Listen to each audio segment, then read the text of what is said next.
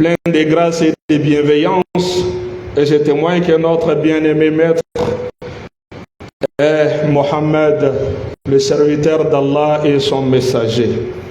Que les prières et les saluts d'Allah soient sur lui, sa noble famille, ses vaillants compagnons et tous ceux qui seront sa voie jusqu'au jour de la rétribution.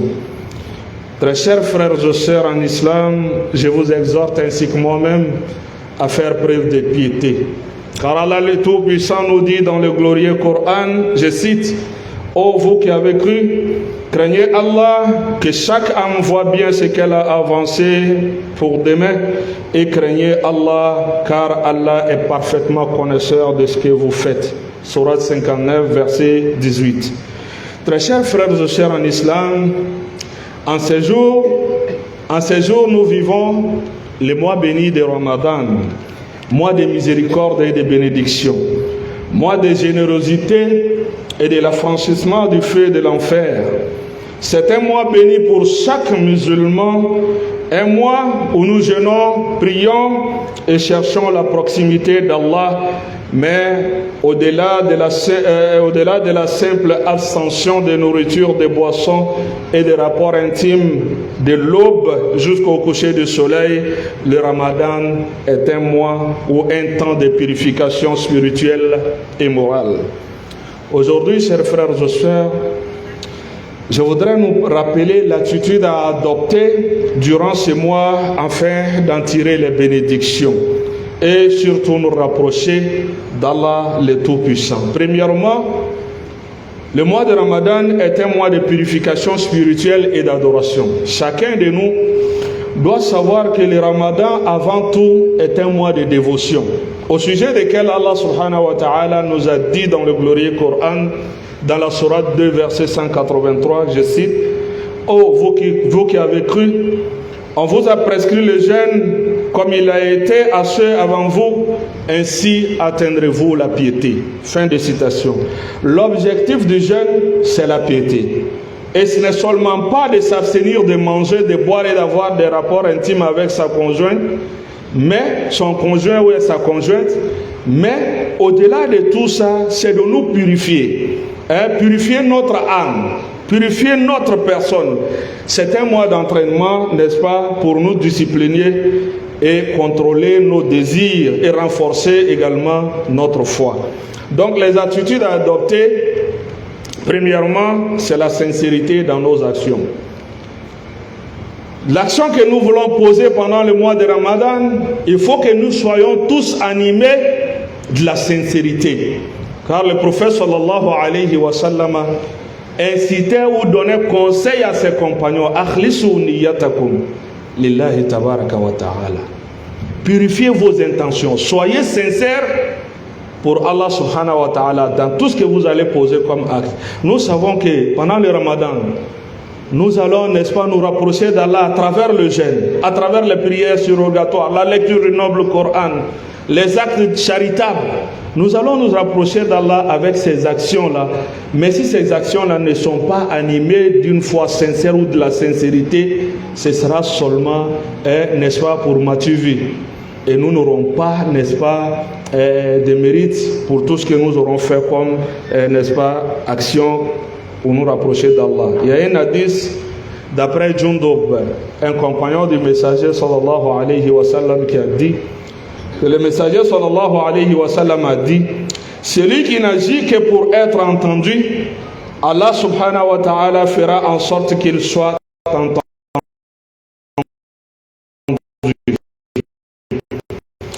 Et celui qui n'agit que pour être vu, Allah subhanahu wa ta'ala fera en sorte qu'il soit vu. Et l'imam Ibn al-Asqalani nous donne l'explication de cet hadith-là. Il nous dit qu'Allah subhanahu wa ta'ala, ce qui signifie que celui qui agit en dehors de toute sincérité,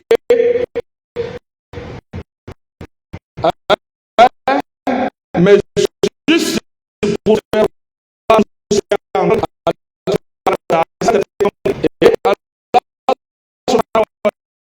et Allah lui pour tous les garçons ou bien la politique de la direction, il n'aura pas de mérite auprès d'Allah subhanahu wa ta'ala. C'est pourquoi il est important d'être dans chercher satisfaction d'Allah. Il faut primordial. On veut parler, on veut faire la prière, il faut que nous soyons sincères à l'égard d'Allah, seulement pour chercher la face d'Allah. Car le messager dit sallallahu alayhi wa sallam, quiconque veille le mois de Ramadan ou bien passe le mois de Ramadan en prière, poussé par la foi, avec espoir en la rétribution divine, Allah subhanahu wa ta'ala pardonnera ses fautes passées. Donc si nous sommes animés d'une foi sincère, de la sincérité, et nous profiterons, n'est-ce pas, du pardon d'Allah subhanahu wa ta'ala. Deuxième élément, c'est la patience et le contrôle de soi. Le jeûne du mois de Ramadan nous enseigne avant tout, chers frères et sœurs, la patience, as-sabr. Parce que c'est un mois de patience. Cela nous enseigne, le mois de Ramadan nous enseigne la patience. Se priver de la nourriture, d'eau, du lever du coucher jusqu'au coucher du soleil, n'est-ce pas, est une forme, n'est-ce pas, de renforcer notre maîtrise de soi et notre endurance face aux épreuves de la vie. Et cela inclut également la patience face à la faim, à la soif, au désir charnel, mais aussi la patience dans nos interactions quotidiennes, la patience dans nos épreuves et la maîtrise de nos émotions. Le Ramadan nous enseigne cela à travers un hadith du prophète sallallahu alayhi wa sallam qui dit: le jeûne est un bouclier. Si l'un d'entre vous, ou bien l'un de vous jeûne, qu'il ne tienne pas de propos vulgaires, qu'il ne commette pas d'actes d'immoralité, et si quelqu'un l'insulte ou le provoque, qu'il dit tout simplement: je jeûne, je jeûne. Si quelqu'un t'insulte, quelqu'un essaie de te rabaisser, ne te mets pas au même diapason que la personne. Repousse le mal par le bien. C'est ce que le prophète sallallahu alayhi wa sallam nous dit. Il ne faudrait pas que le jour où nous jeûnons soit identique au jour où nous ne jeûnons pas. Quand la personne t'attaque du tic, il ne faudrait pas répondre au tac en même temps. Ça, c'est un conseil pour nous qui avons des activités un peu chaudes. Donc, il faut que nous arrivions à nous maîtriser. Les comportements adoptés, c'est la maîtrise de soi. Il faut se maîtriser. Il dit: celui qui ne cesse pas le mensonge et sa mise en pratique et l'ignorance, Allah n'a pas besoin qu'il laisse sa nourriture et sa boisson. Donc il faut se maîtriser en face de l'adversité, le mensonge, la colportation, tout comportement nuisible. Il faut pouvoir se maîtriser. J'ai dit un hadith que chacun, on nous apprend cela depuis CP1 à l'école, le fait d'être fort, ce n'est pas de terrasser son ami, mais de pouvoir maîtriser sa colère lorsqu'on est en colère. Donc c'est ça, il faut pouvoir se maîtriser. Troisième élément, c'est la générosité et la charité. Le mois de Ramadan est un mois propice à la générosité. Le prophète sallallahu alayhi wa sallam était particulièrement généreux. Et durant le Ramadan, il devenait 10 fois plus généreux, chers frères et sœurs. Et d'ailleurs, il nous dit dans un hadith, il dit: le meilleur des hommes est celui qui est plus utile aux autres. Pendant le Ramadan, il faut, je ne dis pas seulement le Ramadan, mais pendant le Ramadan, il faut être utile aux autres. Soyons généreux à l'égard de ceux qui n'ont pas les moyens. La générosité. Et le prophète sallallahu alayhi wa sallam a tellement généreux, sa générosité a été qualifiée à un vent qui soufflait sans arrêt. Et entendez cela, il dépensait sans compter. Ou bien il était généreux, il dépensait sans compter, chers frères et sœurs. Il faut que nous soyons, n'est-ce pas, comme le messager sallallahu alayhi wa sallam, parce qu'il est l'excellent modèle, ou bien le modèle parfait. Et il faut venir en aide aux autres. Donc, soyons aimables. Soyez aimables avec les autres. Et le prophète sallallahu alayhi wa sallam nous dit: chaque acte de gentillesse est une aumône ou bien un sadaka. Le fait même de sourire pour accueillir son frère est de la sadaka. Si nous n'avons pas les moyens ou bien pour pouvoir donner de quoi à nos frères pour rompre leur jeûne, il faut que nous soyons courtois dans les propos. Il faut tenir de bonnes paroles à l'égard de votre frère, l'accueillir avec un visage souriant et faites des doigts également. Vous n'avez pas les moyens de lui donner de quoi subvenir à ses besoins, mais on a la capacité de prier à l'absence de son frère. On peut rester tard dans la nuit et prier, choisir quelqu'un dans la communauté ou bien quelqu'un que vous connaissez qui n'a pas assez de moyens. Vous priez pour lui. Le messager dit sallallahu alayhi wa sallam, il dit l'invocation du musulman en faveur de son frère absent est exaucée. Un ange se tient à sa tête et à chaque fois qu'il invoque Allah en faveur de son frère, l'ange dit alors Amin, et pour toi-même et à toi la même chose. Donc il faut pouvoir prier pour son frère, c'est aussi un acte de générosité et la charité également. Et également faites preuve de la charité. Allah subhanahu wa ta'ala dit ceux et celles qui font la charité et qui ont fait à Allah un prêt sincère, Allah